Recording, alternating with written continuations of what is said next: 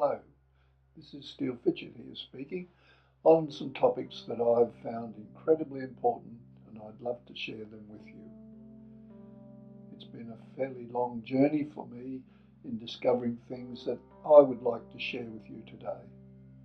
It'll be a series of about 6 episodes, and 2 of those will be the beginning, introduction, and the other one will be an overview at the end. And so here we go on talking about what we're going to be looking at. And so initially we'll be looking at an issue called the soul.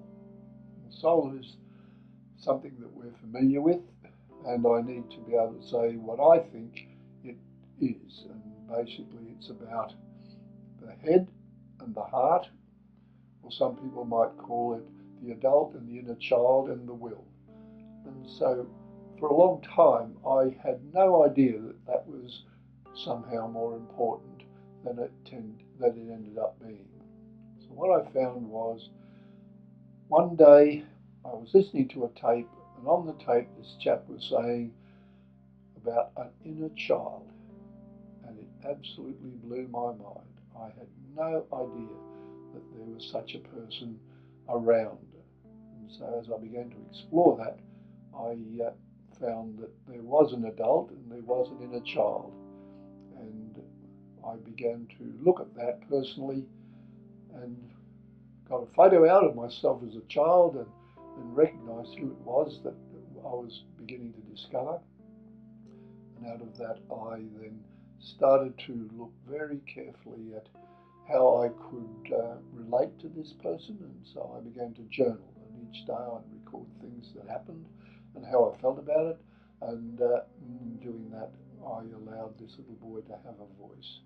And so that was really the beginning of the soul part of us, and so it's something I will go into as we go along further.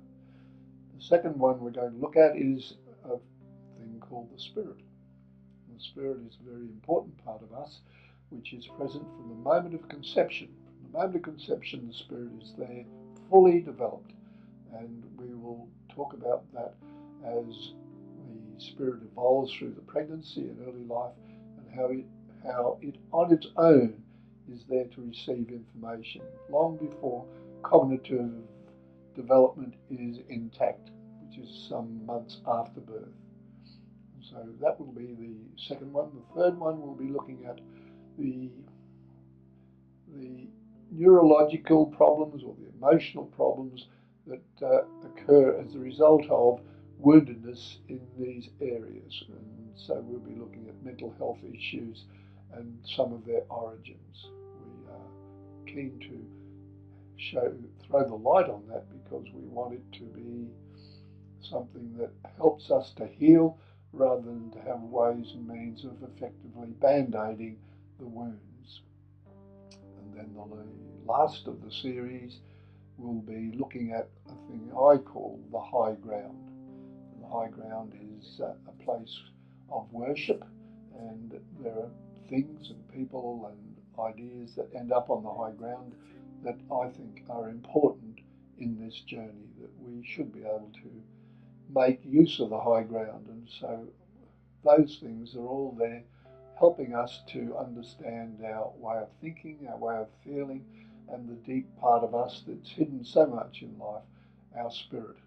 And whilst I believe our spirit needs to have a major role in our life, our society that we live in tends to be more orientated towards what we think and how we feel.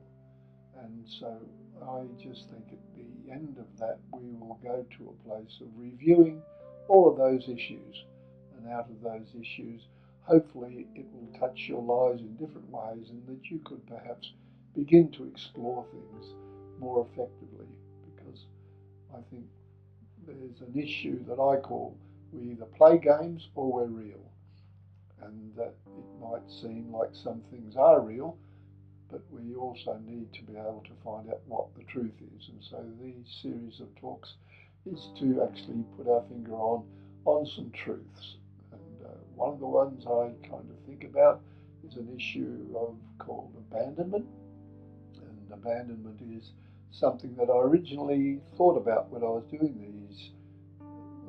about doing these series, and as a result of that, I found that abandonment really isn't an issue that we have in terms of internal feelings and feelings with others.